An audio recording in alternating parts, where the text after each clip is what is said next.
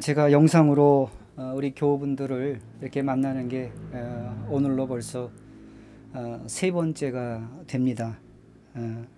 그렇지만 여전히 어색하네요. 여러분, 지금 대한민국은 국가적인 모든 역량을 총동원해서 코로나 확산을 막기 위해서 지금 전력 투구를 하고 있습니다. 이에 많은 교회들도 호응해서 모임을 자제하고 또 주일 예배를 영상으로 전환하는 교회가 점점 늘어나고 있다는 소식을 우리는 듣고 있습니다. 더 감사한 것은 지난주부터 이런 우리의 노력에 힘입어서 가시적인 성과들이 나타나고 있다는 것이죠. 네, 확진자의 숫자가 두 자리로 줄어들었고요. 완쾌자 수가 확진자의 수를 추월하고 있다는 반가운 소식도 들리고 있습니다. 하지만 주가는 연일 급락을 계속하고 있고 기업들의 매출도 감소하고 있고 또 아마 많은 가정의 경제도 이미 어려워진 것으로 짐작하고 있습니다. 지금 우리들 대부분은 중대한 위기 상황을 경험하고 있습니다. 자, 그러면 우리 예수님에게도 이런 위기 상황이 있으셨을까요? 성경은 그렇다라고 이야기하고 있습니다. 자, 그러면 예수님은 언제 어떤 모습으로 이러한 중대한 위기를 경험하셨을까요? 예수님은 사실 당신의 생명을 저와 여러분 같은 죄인들을 구원하시기 위하여 내어놓으시려고 이 땅에 오셨습니다. 그분은 살기 위해서 오신 것이 아니라 죽기 위해서 이 땅에 내려오셨습니다. 그렇지만 그분에게도 이 임박한 죽음은 결코 가볍지 않은 시련이었고 그분 인생의 최대의 위기였을 것입니다. 자, 그러면 예수님은 이처럼 죽음이라는 이 절박한 위기 앞에서 도대체 무엇을 하셨을까요? 오늘 본문은 이야기하기를 예수님께서 겟세마네 동산의 한 기도처에서 기도의 무릎을 꿇으셨다라고 전해주고 있습니다. 그리고 예수님은 마침내 그 기도를 통해서 위기를 돌파하시고 본인의 사명을 완수하셨습니다. 저와 여러분 모두에게도 저마다의 인생의 위기가 있어요. 인생의 시련이 있습니다. 그러면 우리가 이 시련을, 이 위기를 제대로 관리하고 처리하기 위해서 우리는 예수님으로부터 기도를 배울 필요가 있겠습니다. 예수님이 인생의 마지막 순간에 저와 여러분에게 보여주신 기도, 도대체 어떤 기도였을까요? 첫째로 삶의 습관으로 체화된 기도였습니다. 한번 따라해 보실까요? 삶의 습관으로 체화된 기도. 삶의 습관으로 체화된 기도. 그렇습니다. 오늘 본문 39절을 한번 살펴보면 예수께서 나가사 습관을 따라 감난산에 가심에 제자들도 따라갔더니, 여기 보면 습관을 따라 감람산에 가셨다라고 이야기하고 있습니다. 여러분, 예수님이 예루살렘에 머무신 기간은 그리 긴 기간이 아니었습니다. 그렇기 때문에 예수님께서 감람산을 습관처럼 올라가셨을 리는 만무인 것입니다. 그러니까 우리가 이 습관이 도대체 어떤 습관인지에 대해서 이어지는 본문을 통해서 좀 더 분명하게 확인할 필요가 있겠습니다. 자, 우리 40절과 41절을 한번 보시면 그곳에 이르러 그들에게 이르시되 유혹에 빠지지 않게 기도하라 하시고, 41절 우리 다 같이 한번 읽어볼까요? 시작. 그들을 떠나 돌 던질 만큼 가서 무릎을 꿇고 기도하여. 네, 여기에 보시면 누가가 이어지는 구절 통해서 예수님께서 제자들에게 기도를 명령하셨고 본인이 친히 기도하시는 모습을 우리에게 보여주고 있습니다. 그렇기 때문에 예수님이 습관을 따라 하셨던 것은 다른 것이 아니라 바로 그분이 기도하셨다라는 것입니다. 예수님이 기도를 습관적으로 하셨다. 습관을 쫓아서 기도하셨다라고 오늘 본문은 증언해주고 있는 것입니다. 여러분, 우리에게 익숙한 습관, 특별히 그 습관이 좋은 습관이라면 그 습관은 우리의 삶에 대단한 유익을 주고 축복이 되는 것을 우리는 경험하고 있습니다. 제 개인적인 말씀을 들어서 죄송하지만 저는 평일이면 보통 새벽 4시 반이면 기상을 합니다. 그리고 5시쯤에 교회에 도착을 하고요. 그러면 새벽 시간 말씀과 기도를 하게 되고 그 말씀 묵상과 기도를 마치면 목양실 청소를 보통 합니다. 그리고 아침을 챙겨 먹으면 이제 8시가 조금 안 돼요. 그러면 8시가 조금 못 미치게 되면 그 시간 저는 운동을 나갔다가 9시 조금 넘어서 다시금 교회로 돌아옵니다.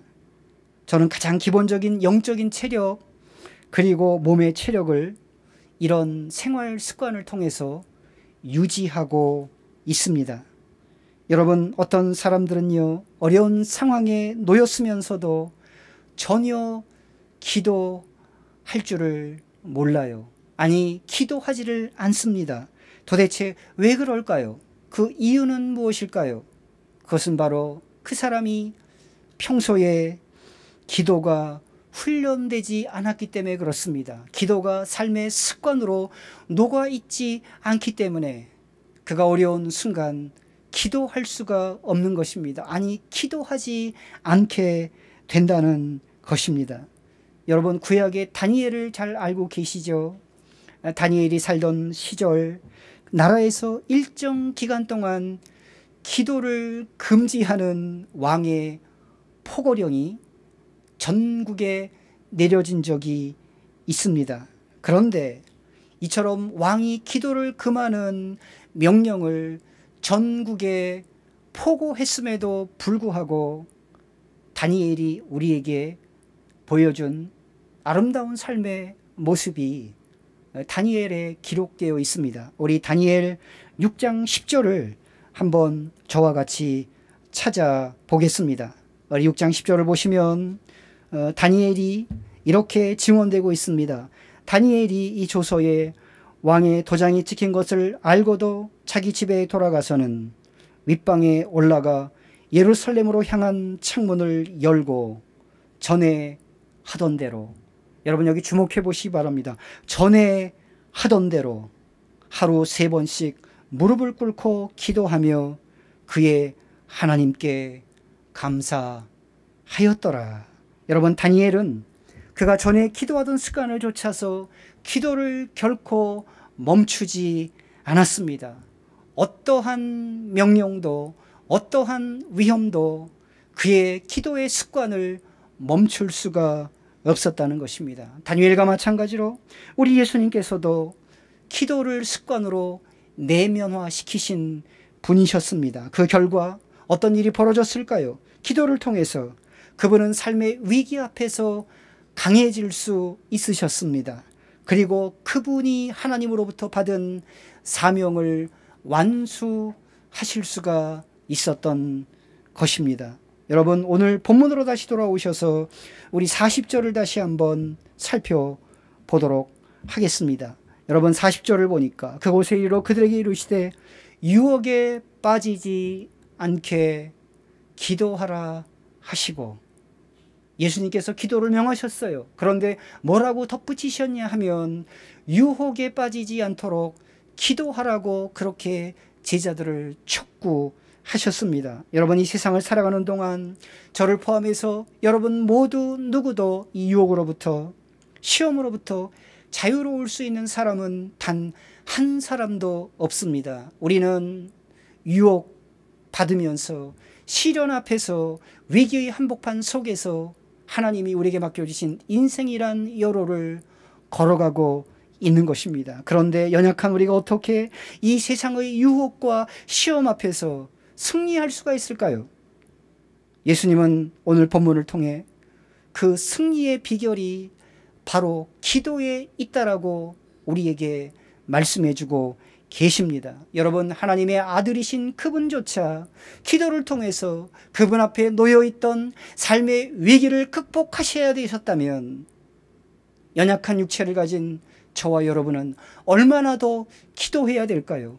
얼마나 더 기도로 하나님의 도우심을 구하는 자리에 나아가야 할까요? 사랑하시는 성도 여러분, 그렇기 때문에 연약한 우리들은 기도해야 됩니다. 기도에 무릎을 꿇으셔야 돼요.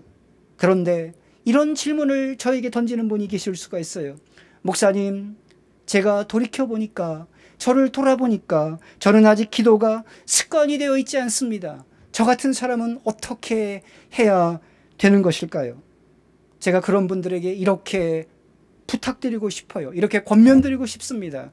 지금이 바로 여러분이 기도를 습관으로 내면화시킬 절호의 기회라고 말입니다. 지금이라도 기도를 시작하셔야 됩니다. 지금 당장 엎드셔서 하나님의 은혜를 구하셔야 됩니다. 여러분 앞에 놓여있는 그 위기를 극복할 수 있는 힘을 달라고, 지혜를 달라고 하나님 앞에 기도해야 될 때가 바로 지금이라는 것입니다. 그렇다면, 우리가 그렇게 기도할 수가 있다면 하나님은 그 기도를 통해서 우리로 하여금 유혹을 물리치게 하시고 위기를 물리치게 하시고 우리의 시련 앞에서 우리가 승리할 수 있도록 우리를 도와주실 것입니다. 여러분의 삶의 기도가 습관이 되어 기도로 승리하시는 여러분 되시기를 주님의 이름으로 축복합니다. 자, 이제 두 번째, 예수님이 인생의 마지막 순간에 저와 여러분에게 보여주신 기도, 도대체 어떤 기도였을까요? 두 번째는 하나님의 뜻을 담아낸 기도였습니다. 한번 따라해 보시겠습니다. 하나님의 뜻을 담아낸 기도, 하나님의 뜻을 담아낸 기도.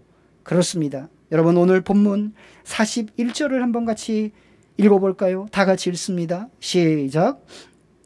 그들을 떠나 돌 던질 만큼 가서 무릎을 꿇고 기도하여. 네, 여기 보시면 예수님께서 기도하신 장소는 제자들과 멀리 떨어져 있는 그런 멀찍한 장소가 아니라 바로 제자들 가까이에 있는 곳이었다. 그렇게 성경이 말해주고 있어요. 왜 예수님은 지금 이 시점에서 골방으로 들어가셔서 은밀한 곳에서 하나님께 기도하지 않으시고 제자들이 보는 가까운 거리에서 기도의 무릎을 꿇으셔야 했을까요? 한마디로 말씀드리면 예수님은 본인이 기도하는 모습을 제자들에게 보여주기를 원하셨어요. 그리고 그 모습을 통해서 제자들에게 기도의 교훈을 강력하게 전달하기 원하셨던 것입니다. 사랑하시는 성도 여러분, 우리 모두는 우리의 자녀들이 기도로 하나님을 만나는 자리, 기도로 하나님을 경험하는 기도의 사람들이 되기를 원하고 있습니다. 정말 우리의 자녀들이 우리의 기대대로 기도의 사람이 되기를 원하신다면 사랑하시는 성도 여러분, 우리는 먼저 우리의 자녀들에게 우리가 기도하는 모습을 보여줄 필요가 있습니다. 우리가 기도함으로 우리의 자녀들에게 기도를 도전하고 기도를 가르치고 기도할 수 있도록 이끌어야 된다는 것입니다. 그렇지만 여러분, 그것보다 더 중요한 게 있습니다. 우리가 기도하는 것보다 더 중요한 것, 기도하는 것도 중요하지만 그것보다 더 중요한 것이 있는데 그게 무엇일까요? 그것은 바로 우리가 하나님 앞에 드리는 기도의 내용인 것입니다. 여러분, 이어지는 42절을 같이 한번 읽어보겠습니다. 다 같이 읽습니다. 시작. 이르시되 아버지여, 만일 아버지의 뜻이거든 이 잔을 내게서 옮기시옵소서. 그러나 내 원대로 마시옵고 아버지의 원대로 되기를 원하나이다 하시니. 여러분, 여기 예수님의 기도를 가만히 관찰해 보시면 아주 흥미로운 사실을 우리가 발견할 수가 있어요. 예수님이 아버지에게 기도하실 때 가장 먼저 무엇을 위해서 기도하셨어요? 아버지, 이 잔을 내게서 옮기시옵소서. 한마디로 말씀드리면 내가 이 죽음의 잔을 마시기 싫다고, 내가 이 죽음만은 피하고 싶다라는 기도를 드렸다는 사실을 여러분 주목할 필요가 있습니다. 여러분, 우리는 종종 이런 사람들을 봅니다.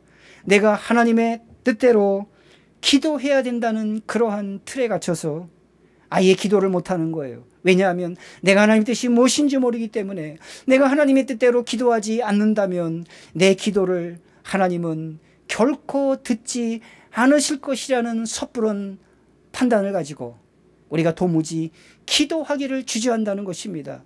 기도하지 않는 핑계로 우리 자신을 합리화하는 경우가 많다는 것입니다. 그러나 그런 사람들이 놓치고 있는 것이 하나가 있어요. 그게 무엇이냐 하면 하나님은 인격적인 분이십니다. 하나님이 인격적인 분이시기 때문에 우리가 잘못된 내용을 가지고 그분 앞에서 기도한다 할지라도 하나님은 우리의 기도를 들으십니다. 그리고 그분이 가장 정확한 때라고 생각하시는 그 시점에 우리의 기도에 개입하세요. 간섭하세요. 그래서 우리를 깨우쳐 주십니다. 그래서 우리의 기도가 변화되게 하세요. 우리의 기도의 제목이 바뀌게 하신단 말이에요. 예수님도 정확하게 그런 과정을 경험하셨습니다. 여러분, 예수님이 기도하시면서 그분의 기도하신 내용이 달라지는 것을 관찰하셨습니까? 처음에는 뭐라고 기도하셨어요? 이 잔을 내게서 옮겨달라고 기도하셨지만, 그러나 곧이어서 예수님이 뭐라고 말씀하고 계십니까? 그러나 내 원대로 마옵시고 아버지의 원대로 되기를 원하나이다. 예수님의 기도가 달라지고 있습니다. 예수님의 기도가 변화되고 있다는 사실입니다. 사랑하시는 성도 여러분, 기도의 높은 경지에 이른 사람들, 기도를 통해서 하나님을 경험하는 사람들은요, 하나님께 거침없이 기도합니다. 그것이 기도를 경험한 사람들, 기도의 깊은 세계를 경험했던 사람들의 공통된 특징이었어요. 그것을 성경은 이렇게 우리에게 가르치고 있습니다. 우리 시편 62편을 한번 열어보시기 바랍니다. 시편 62편 8절을 보시면 여기에 기도의 사람 다윗이 우리에게 가르치는 기도의 아름다운 교훈이 있어요. 우리 62편 8절을 같이 한번 읽어보겠습니다. 다 같이 읽습니다. 시작. 백성들아, 시시로 그를 의지하고 그의 앞에 마음을 토하라. 하나님은 우리의 피난처시로다. 셀라. 그렇습니다. 여기에 보면 기도의 사람이었던 다윗이 우리에게 이렇게 기도를 가르칩니다. 뭐라고 가르치고 있습니까? 여기에 보니까 백성들아, 시시로 그를 의지하고 그의 앞에 마음을 어떻게 하라고 그랬어요? 토하라고 그랬습니다. 여러분, 이 토하라는 말은 말 그대로 토하라예요. 우리가 속이 불편하면 종종 토할 때가 있어요. 그러면 여러분, 우리 뱃속에 있는 많은 것들이 나오는데 깨끗하고 보기 좋은 것만 나오지 않습니다. 좋은 것, 나쁜 것 가리지 않고 모든 것이 다 토할 때 나타나게 되는 거예요. 바로 그렇게 기도하라고 다윗은 우리에게 교훈하고 있는 것입니다. 여러분, 우리가 기도할 때 우리의 온갖 염려되는 생각들, 고통스러운 기억들을 우리는 하나님 앞에 아뢰을 수가 있습니다. 기도로 그 모든 문제들을 주님 앞에 맡길 수가 있는 것입니다. 여러분, 우리가 기도하는 중에 그러면 우리가 하나님을 경험할 수가 있어요. 하나님이 우리의 기도를 들으시고 우리의 기도가 설령 잘못되었다라고 한다면 우리에게 감동을 주세요. 그것을 발견하게 하세요.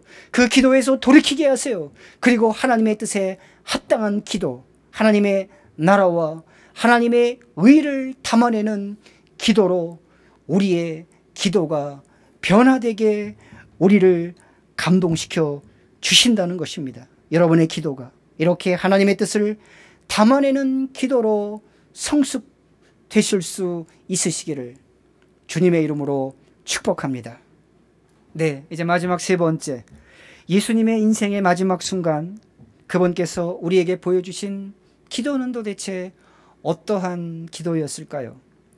세 번째는 성령을 힘입어 드리는 기도였어요. 한번 따라해 보실까요? 성령을 힘입어 드리는 기도. 성령을 힘입어 드리는 기도. 네, 오늘 본문으로 다시금 돌아오셔서 우리 43절을 보겠습니다. 우리 43절을 보니까 천사가 하늘로부터 예수께 나타나 힘을 더하더라, 그렇게 이야기하고 있습니다. 여러분, 예수님이 기도하실 때 천사가 내려왔어요. 그리고 그 예수님께 힘을 더해 주었다라고 이야기하고 있습니다. 여러분, 기도는요, 종종 영적인 싸움이에요. 우리가 평안 가운데 기도할 때도 있지만 우리의 진액을 다 바쳐서 간절히 기도해야 될 때가 있다는 얘기입니다. 그래서 많은 기도의 용사들이, 기도의 선배들이 이렇게 얘기를 합니다. 기도는 영적인 싸움이다. 여러분, 기도가 영적인 싸움일 수가 있어요. 왜 그럴까요? 여러분, 많은 경우 우리가 기도하면서 우리의 소원을, 우리의 마음의 생각을 바꾸기를 요청하시는 주님의 강력한 뜻에 마주칠 때가 있어요. 우리의 생각을 꺾어야 될 때가 있습니다. 우리의 생각을 돌이켜야 될 때가 있어요. 그래서 그것은 결코 간단하지 않은 상황이 된다는 것입니다. 우리의 생각을 꺾고 하나님의 뜻을 받아들이는 과정은 어떤 사람들에게 대단히 고통스러운 과정일 수가 있어요. 하나님은 바로 기도의 자리에서 우리에게 그러한 변화를, 영적인 씨름을, 영적인 다툼을 요청하고 계시다는 것입니다.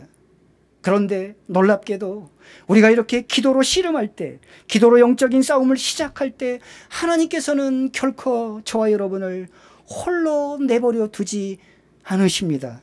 오늘 본문을 보시기 바랍니다. 예수님이 겟세마네 동산에서 하나님의 뜻을 받드는 간절한 기도로 주님의 얼굴을 구할 때 예수님은 홀로가 아니셨습니다. 하나님께서 예수님을 홀로 내버려 두지 않으셨어요. 그분에게 천사를 보내셨습니다. 그분의 기도를 돕게 하셨어요. 그에게 힘을 돋아주셨습니다. 그와 같은 일들이 우리에게도 일어난다는 것입니다. 사랑하시는 성도 여러분, 그러면 우리도 기도할 때 예수님처럼 천사의 도움을 요청하는 그러한 기도를 들어야 될까요? 거기에 대해서 저는 100% 확신하기는 어렵습니다.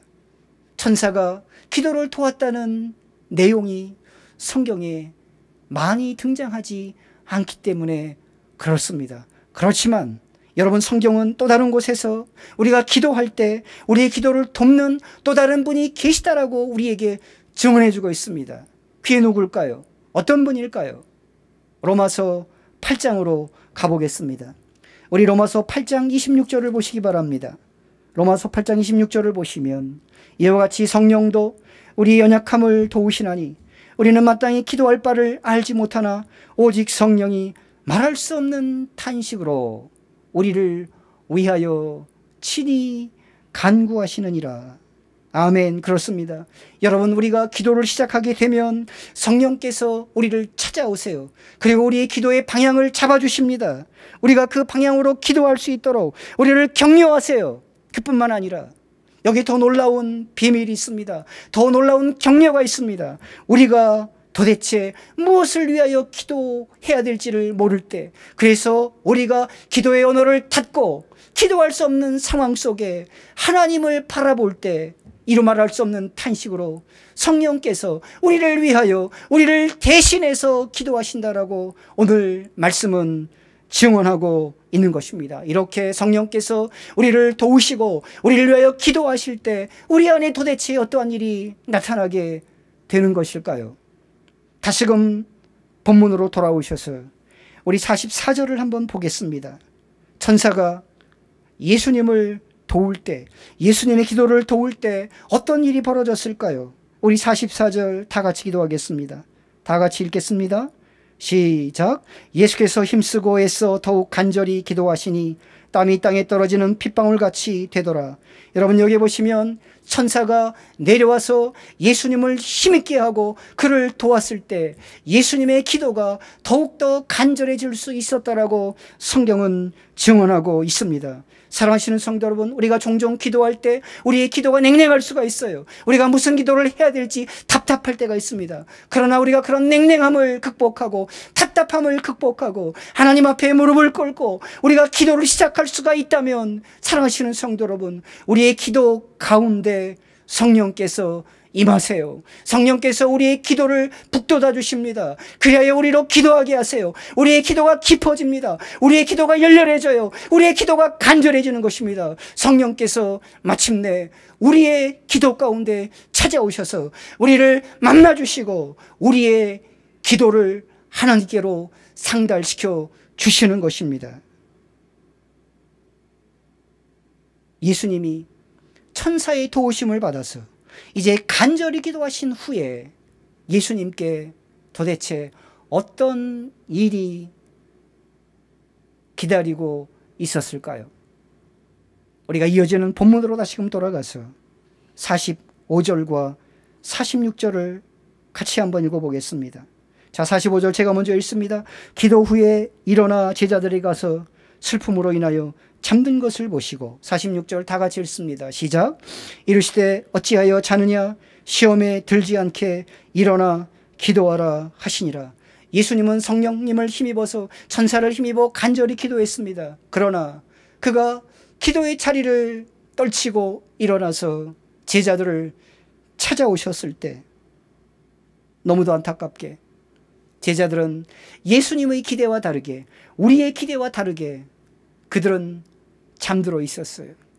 예수님은 기도하셨지만 예수님 주변은 아무것도 변화된 것이 없었습니다. 종종 우리가 기도해도, 우리가 간절히 기도해도, 우리가 열렬히 기도했는데 우리를 둘러싸고 있는 답답한 상황은 결코 움직이지 않습니다. 결코 변화되지 않아요. 결코 달라지지 않습니다. 그렇지만 사랑하시는 성도 여러분, 그럴 때일조차도 우리는 결코 기도를 멈춰서는 안 됩니다. 기도를 포기하시면 안 됩니다. 왜 그럴까요?